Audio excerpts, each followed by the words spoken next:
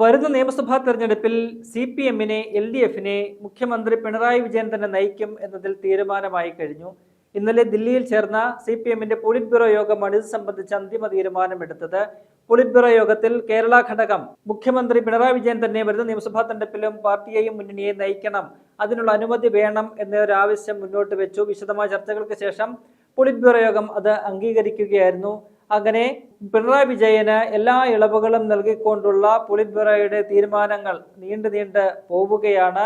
വരും നിയമസഭാ തെരഞ്ഞെടുപ്പിലും പിണറായി വിജയൻ മത്സരിക്കും, അദ്ദേഹം തന്നെ പാർട്ടിയെയും മുന്നണിയെയും നയിക്കും എന്ന തീരുമാനം അവരെ എടുത്തു കഴിഞ്ഞ് പിണറായി വിജയനെ മുന്നിൽ നിന്ന് നയിച്ചാൽ മാത്രമേ പാർട്ടിക്ക് എന്തെങ്കിലും ഒരു സാധ്യത വരുന്ന നിയമസഭാ തെരഞ്ഞെടുപ്പിൽ ഉള്ളൂ എന്നൊരു തിരിച്ചറിവിന്റെ പശ്ചാത്തലത്തിൽ കൂടിയാണ് പോളിറ്റ് ബ്യൂറോ അത്തരം ഒരു തീരുമാനമെടുത്തത് എന്നാണ് മനസ്സിലാക്കാൻ കഴിയുന്നത്. എന്തായാലും സംസ്ഥാനത്ത് ഉൾപ്പെടെ അല്ലെങ്കിൽ പാർട്ടിയുടെ ഘടകങ്ങളിൽ പോളിറ്റ് ബ്യൂറോ വരെയുള്ള ഘടകങ്ങൾ നോക്കുകയാണെങ്കിൽ അവിടെയെല്ലാം പ്രായപരിധിയും മറ്റുമെല്ലാം നിശ്ചയമായിട്ട് നടപ്പിലാക്കുന്ന ഒരു പാർട്ടി. പക്ഷേ പിണറായി വിജയൻ എന്ന നേതാവിന് മുന്നിൽ മുട്ട് കുത്തുന്ന കാഴ്ചയാണ് നമുക്ക് കാണാൻ കഴിയുന്നത്. പിണറായി വിജയന് വേണ്ടിയിട്ട് പാർട്ടിയുടെ എല്ലാ കാര്യങ്ങളും പൊളിച്ചെഴുതുന്ന, എല്ലാ നിയമങ്ങളും എല്ലാ നയങ്ങളും എല്ലാ കാര്യങ്ങളും പൊളിച്ചെഴുതുന്ന ഒരു കാര്യമാണ് നമുക്ക് കഴിഞ്ഞ കുറെ കാലങ്ങളായിട്ട് കാണാൻ കഴിയുന്നത്. പോളിറ്റ് ബ്യൂറോയിൽ തുടരാനായിട്ട് അദ്ദേഹത്തിന് പ്രായപരിധി പിന്നിട്ടിട്ടും അനുമതി കൊടുത്തു. അദ്ദേഹം മുഖ്യമന്ത്രി എന്നുള്ള നിലയിലാണ് അതിന് അനുമതി കൊടുത്തത്. കേന്ദ്ര കമ്മിറ്റിയിലും ഒക്കെ തന്നെ പ്രായപരിധി കർശനമായി നടപ്പിലാക്കുന്ന ഒരു പാർട്ടിയാണ് CPM. എന്നാൽ അക്കാര്യത്തിലൊക്കെ തന്നെ മുഖ്യമന്ത്രിയെ പിണറായി വിജയന് ഇളവ് നൽകുന്നത് നമ്മൾ കണ്ടു. 2 ടേം വ്യവസ്ഥ ഇത്തവണ ഉണ്ടാകില്ല എന്നാണ് മനസ്സിലാക്കാൻ കഴിയുന്നത്. എങ്കിൽ പോലും പാർട്ടിയുടെ ഉറച്ച കോട്ടകളായിട്ടുള്ള മണ്ഡലങ്ങളിൽ 2 ടേം വ്യവസ്ഥ നിർബന്ധമായി നടപ്പിലാക്കണമെന്നാണ് പറയുന്നത്. അവിടെയും പിണറായി വിജയൻ ഇളവുകൾ ലഭിക്കുകയാണ്. കാരണം കണ്ണൂർ ജില്ലയിലെ ധർമ്മടം എന്ന് പറയുന്ന മണ്ഡലത്തിലാണ് മുഖ്യമന്ത്രി പിണറായി വിജയൻ മത്സരിക്കുന്നത്. അത് CPM-ന്റെ ഒരു കോട്ടയായിട്ടുള്ള ഒരു മണ്ഡലമാണ്. അവിടെ പിണറായി വിജയന് തുടർച്ചയായിട്ടുള്ള 3-ാം തവണയും മത്സരിക്കാനുള്ള ഒരു അനുമതി കൊടുക്കുകയാണ്. ഇത് മൊത്തത്തിലുള്ള ഒരു കണക്ക് നോക്കുമ്പോൾ തന്റെ രാഷ്ട്രീയ ജീവിതത്തിൽ 7ാമത്തെ തെരഞ്ഞെടുപ്പിനാണ് പിണറായി വിജയൻ 2026-ൽ ഇറങ്ങുന്നത്.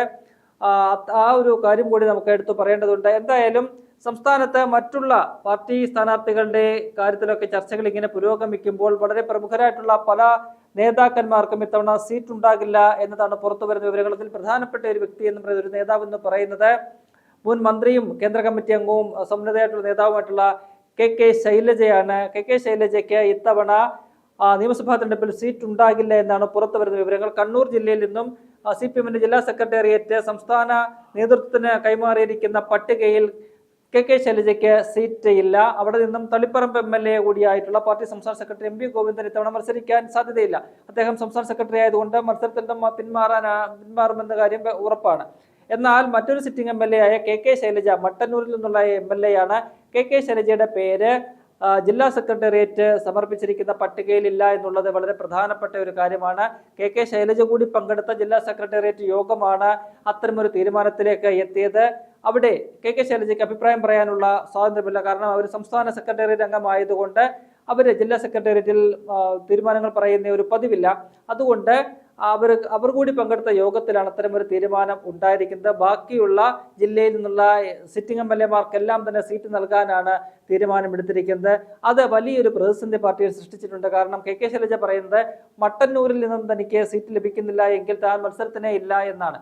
പാർട്ടി നേതൃത്വത്തിൽ അല്ലെങ്കിൽ ഒരു വിഭാഗം നേതാക്കൾ KK ശൈലജയുടെ വരവിനെ എതിർക്കുന്നവർ KK ശൈലജയ്ക്ക് സീറ്റ് നിഷേധിക്കണമെന്ന് ഉറച്ച് തീരുമാനമെടുത്തിട്ടുള്ള പിണറായി വിജയൻ ഉൾപ്പെടെയുള്ള നേതാക്കൾ അദ്ദേഹത്തെ അനുകൂലിക്കുന്ന ഒരു വിഭാഗം ചൂണ്ടിക്കാട്ടുന്ന പ്രധാനപ്പെട്ട കാര്യമെന്ന് പറയുന്നത് KK ശൈലജ മട്ടന്നൂരിൽ മത്സരിക്കേണ്ട കാര്യമില്ല. കാരണം അതൊരു പാർട്ടി കോട്ടയാണ്. അവിടെ ജയിക്കാനായിട്ട് KK ശൈലജ തന്നെ മത്സരിക്കണമെന്ന യാതൊരു നിർബന്ധവുമില്ല.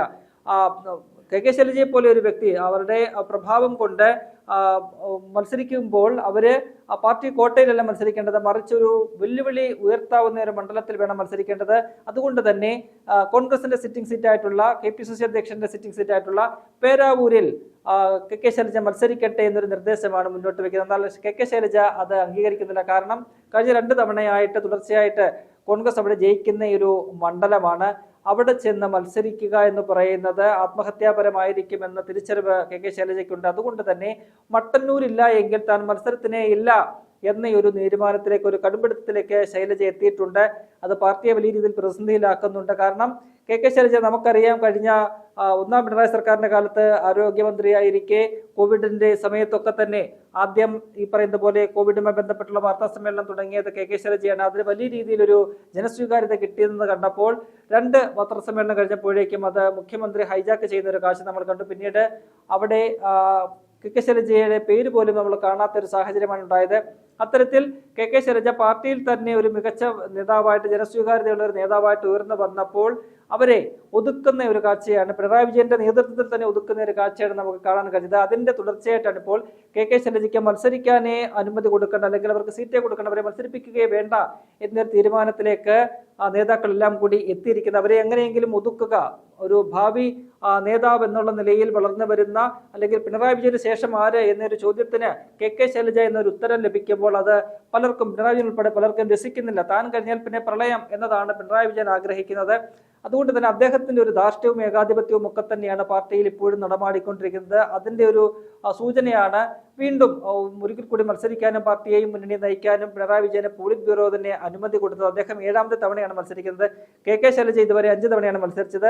പലരും ചൂണ്ടിക്കാട്ടുന്നത് ഇതിനോടകം തന്നെ 5 തവണ കെ ശൈലജ മത്സരിച്ചു, 4 തവണ അതിനകത്ത് ജയിച്ചു, 20 വർഷത്തോളം MLA ആയിട്ട് ഇരുന്നിട്ടുണ്ട്, അതിനകത്ത് മന്ത്രിയുമായിരുന്നു ഒരു ടൈമിൽ. അപ്പോൾ ഇനി മാറി നിൽക്കട്ടെ, പുതുമുഖങ്ങൾ വരട്ടെ എന്നാണ് അവർ പറയുന്നത്. അതേസമയം പിണറായി വിജയനെ സംബന്ധിച്ച് അക്കാര്യം അവരൊന്നും മിണ്ടുന്നില്ല. പിണറായി വിജയൻ 6 തവണ ഇതിനകം മത്സരിച്ച് കഴിഞ്ഞിട്ടുണ്ട്, 7ാമത്തെ തവണയാണ് മത്സരിക്കാൻ പോകുന്നത്. ആ കണക്കൊന്നും പിണറായി വിജയനെ സംബന്ധിച്ച് ബാധകമല്ല. ഒരു തീരുമാനങ്ങളും അല്ലെങ്കിൽ യാതൊരു വ്യവസ്ഥകളും ബാധകമല്ലാത്ത ഒരു നേതാവായിട്ട്, പാർട്ടിക്കും അതീതനായിട്ട് വളർന്നിരിക്കുന്ന ഒരു നേതാവായിട്ട് പിണറായി വിജയൻ മാറുന്ന ഒരു കാഴ്ചയാണ് നമുക്ക് കാണാൻ കഴിയുന്നത്. ഒപ്പം തന്നെ കണ്ണൂരിൽ നിന്നുള്ള മറ്റൊരു പ്രമുഖനായിട്ടുള്ള നേതാവ്, സംഘടനാ കാര്യങ്ങളിലൊക്കെ തന്നെ തെളിഞ്ഞിരിക്കുന്ന നേതാവാണ് പി ജയരാജൻ. അദ്ദേഹത്തിനും ഇത്തവണ സീറ്റ് ഉണ്ടാകില്ല എന്ന കാര്യം ഉറപ്പായിട്ടുണ്ട്. അദ്ദേഹത്തെയും സീറ്റ് കൊടുത്ത് മത്സരിപ്പിക്കേണ്ടതില്ല എന്നാണ് പാർട്ടി എടുത്തിരിക്കുന്ന ഒരു തീരുമാനം. അത്തരത്തിൽ പാർട്ടിയുടെ പല പ്രമുഖ നേതാക്കൾക്കും തെക്കോട്ട് വരുമ്പോൾ ആലപ്പുഴയിൽ മുൻ മന്ത്രിയായിട്ടുള്ള തോമസ് ഐസക് ഉൾപ്പെടെയുള്ളവർക്ക് സീറ്റില്ല. ആലപ്പുഴയിൽ തന്നെ ജി സുധാകരൻ, അദ്ദേഹത്തിനും സീറ്റില്ല. ഈ ആലപ്പുഴ ജില്ലാ സെക്രട്ടേറിയറ്റ് ജി സുധാകരനുമായി ബന്ധപ്പെട്ടുള്ള പേര് പരാമർശിച്ചപ്പോൾ അതിൽ പങ്കെടുത്ത പാർട്ടി സംസ്ഥാന സെക്രട്ടറി കൂടിയായ MP ഗോവിന്ദൻ അതിൽ വളരെ കർക്കശമായുള്ള നിലപാട്, ശക്തമായിട്ടുള്ള ഒരു എതിർപ്പ് അതിനകത്ത് രേഖപ്പെടുത്തിയെന്നാണ് പറയുന്നത്.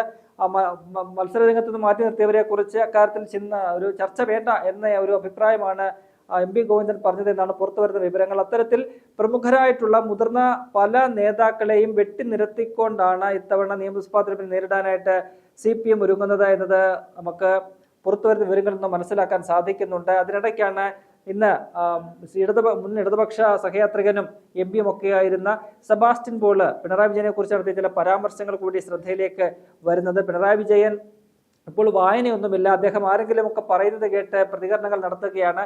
ഇന്റലിജൻസ് റിപ്പോർട്ടുമൊക്കെ അദ്ദേഹത്തിന് കിട്ടും. ആ റിപ്പോർട്ടുകളുടെ അടിസ്ഥാനത്തിൽ മാത്രമാണ് അദ്ദേഹം പ്രതികരണം നടത്തുന്നത്.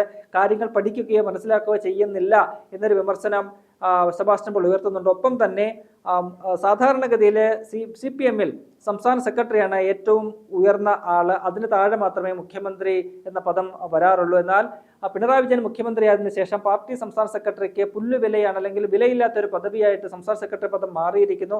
അതിനെ പോലും മുഖ്യമന്ത്രി പിണറായി വിജയൻ ഹൈജാക്ക് ചെയ്തിരിക്കുന്നു എന്നാണ് അദ്ദേഹം പറയുന്നത്. ഒപ്പം തന്നെ തനിക്ക് ലോക്സഭയിലേക്ക് വീണ്ടും സീറ്റ് നൽകാതിരുന്നതിന് പിന്നിലും പിണറായി വിജയനാണെന്നാണ് അദ്ദേഹം പറയുന്നത്. തന്നെ ലോക്സഭയിൽ നിന്നും പുറത്താക്കാനുള്ള തീരുമാനം എടുത്തിരുന്നു മുഖ്യമന്ത്രി പിണറായി വിജയൻ. അത് മനസ്സിൽ കണ്ടതാണ്. പിണറായി വിജയൻ മനസ്സിൽ കണ്ടത് പാർട്ടി നേതാക്കളും മറ്റുള്ളവരും എല്ലാം കൂടി ചേർന്ന് നടപ്പിലാക്കി. പിണറായി വിജയൻ ഒന്ന് മനസ്സിൽ കണ്ടു കഴിഞ്ഞാൽ അത് പാർട്ടി നടപ്പിലാക്കും. അതിന്റെ ഭാഗമായിട്ടാണ് തനിക്ക് പിന്നീട് ഒരിക്കൽ കൂടി ലോക്സഭയിലേക്ക് മത്സരിക്കാനുള്ള അവസരം കിട്ടാതിരുന്നത് എന്നതുൾപ്പെടെയുള്ള വളരെ ഞെട്ടിപ്പിക്കുന്ന ചില വെളിപ്പെടുത്തലുകളാണ് സെബാസ്റ്റ്യൻ പോൾ നടത്തിയിരിക്കുന്നത്. അപ്പോൾ പിണറായി വിജയൻ എന്ന് പറയുന്ന ഒരു വ്യക്തി CPM എന്ന് പറയുന്ന ഒരു കമ്മ്യൂണിസ്റ്റ് പാർട്ടിയെ ഹൈജാക്ക് ചെയ്തിരിക്കുന്ന ഒരു കാലഘട്ടമാണ് ഇത് എന്നതാണ് നമുക്ക് മനസ്സിലാക്കാൻ കഴിയുന്നത്. എന്തായാലും വരുന്ന നിയമസഭാ തെരഞ്ഞെടുപ്പിൽ പിണറായി വിജയന്റെ നേതൃത്വത്തിൽ വീണ്ടും പാർട്ടി തെരഞ്ഞെടുപ്പിലേക്ക് ഇറങ്ങുമ്പോൾ എങ്ങനെയാകും, അത് പാർട്ടിക്ക് ഏത് തരത്തിലൊക്കെ തിരിച്ചടികൾ ഉണ്ടാകും എന്നത് പാർട്ടിക്ക് വല്ലാതെ, കേന്ദ്ര നേതൃത്വം ഉൾപ്പെടെ വലിയ ആശങ്കകളുണ്ട്. കാരണം വലിയ രീതിയിലുള്ള ഒരു ഭരണവിരുദ്ധ വികാരം ആളിക്കത്തി നിൽക്കുന്ന സാഹചര്യത്തിലാണ് മൂന്നാമതും ഒരു തെരഞ്ഞെടുപ്പിനെ പിണറായി വിജയൻ നേരിടാനായിട്ട് പോകുന്നത്. ഒരു പക്ഷേ ചരിത്രത്തിലെ ഏറ്റവും വലിയൊരു തിരിച്ചടിയാകും വരുന്ന നിയമസഭാ തെരഞ്ഞെടുപ്പിൽ CPM-ന് ഉണ്ടാവുക എന്നാണ് രാഷ്ട്രീയ നിരീക്ഷകർ ഉൾപ്പെടെ വിലയിരുത്തുന്നത്. ഇതിനോടകം തന്നെ പുറത്തു വന്ന അഭിപ്രായ സർവേകളെല്ലാം തന്നെ CPM-ന് വലിയ തിരിച്ചടി ഉണ്ടാകുമെന്നാണ് പറയുന്നത്. അങ്ങനെയെങ്കിൽ ഇത്തവണ പിണറായി വിജയന്റെ നേതൃത്വത്തിൽ ഇറങ്ങുന്ന ഇടതുപക്ഷത്തിന് CPM-ന് വലിയൊരു തിരിച്ചടി നേരിട്ടാൽ അത് പിണറായി വിജയന്റെ രാഷ്ട്രീയ ജീവിതത്തിന് കൂടി അന്ത്യമാകുമെന്നതിൽ സംശയമില്ല.